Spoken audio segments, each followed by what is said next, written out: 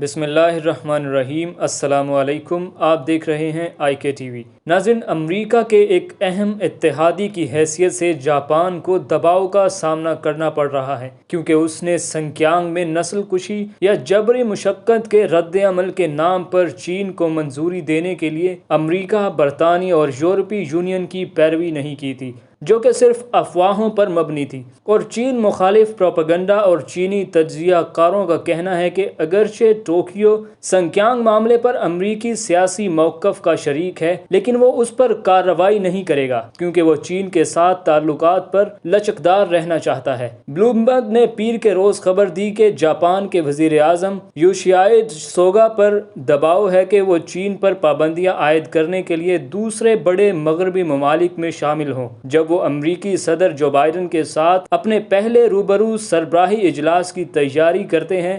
گھریلو دباؤ۔ کچھ دائیں بازو کے سیاستدانوں کا کہنا تھا کہ بلومبرگ کے مطابق جاپان واحد G7 ملک ہے جو پابندیوں میں حصہ نہیں لے رہا۔ سابق وزیر دفاع جنرل ناکاٹانی نے کہا ہے کہ چین کی پالیسی کے بارے میں پارلیمنٹیرین کے پارلیمنٹ گروپ کی شریک صدر ہیں۔ جاپان کے لیے شرمناک ہے کہ وہ ایک ایسے ملک کے طور پر دیکھے جو دکھاوا نہیں کر رہا کہ کیا ہو رہا ہے۔ سنگھوا یونیورسٹی کے جدید بین الاقوامی تعلقات کے انسٹی ٹیوٹ کے نائب ڈین لیوجیانگ نے کہا ہے کہ جاپان اپنے مغربی اتحادیوں کی بھی بہت قریب سے پیروی نہیں کر سکتا۔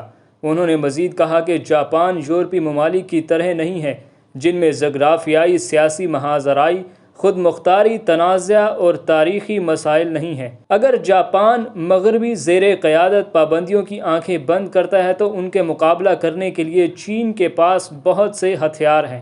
جاپان میں سنکیانگ کے بارے میں بیشتر میڈیا رپورٹس اور سیاست دانوں کے تبصرے امریکہ اور یورپ کے لوگوں سے ملتے جلتے ہیں، کیونکہ انہوں نے چین مخالف پروپیگنڈا کرنے والی کچھ قوتوں اور بیرون ملک سنکیانگ علیحدگی پسند گروپوں کے ذریعے تیار کردہ معلومات کے اسی ذرائع کو استعمال کیا۔ چنانچہ چینی تجزیہ کاروں نے کہا کہ جاپانی حکومت یا میڈیا کا سیاسی موقف مغربی ممالک کی طرح ہی رہے گا۔ سوگا کے اقتدار سنبھالنے کے بعد دیاؤ جزیروں پر دیرینہ تنازع اور امریکہ کی مداخلت کی وجہ سے چین کے ساتھ جاپان کے تعلقات دن بدن مشکلات کا شکار ہو گئے۔ سنگین وبا کے صورتحال اور دباؤ کے تحت ٹوکیو اولمپکس کے انعقاد کے طریقوں پر سوگا کو پسند نہیں کریں گے۔ ڈاؤ نے کہا کہ صرف سنکیانگ کی وجہ سے چین کے ساتھ ایک اور بڑے پیمانے پر جدوجہد کو دیکھنا جس میں جاپان کو کوئی دلچسپی نہیں ہے۔ لیو نے کہا کہ اگر واقعی ٹوکیو کو سنکیانگ پر کارروائی کرنے کی ضرورت ہے تو اسے اہداف کے انتخاب پر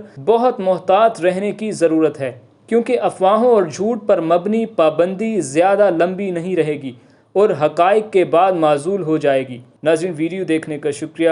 اللہ حافظ۔